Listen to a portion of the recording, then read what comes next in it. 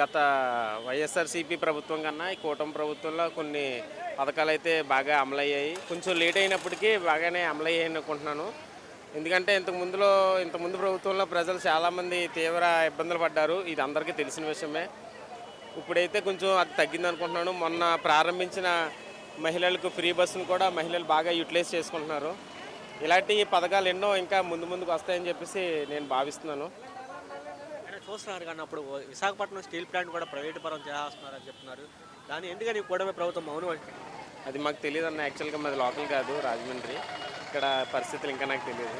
దానికోసం చెప్పాలి. చూస్తున్నారు ఇప్పుడు ఈ ప్రభుత్వంలో అంతా అంటే 4 లక్షల మంది పెన్షన్లు తీసేస్తారని చెప్పి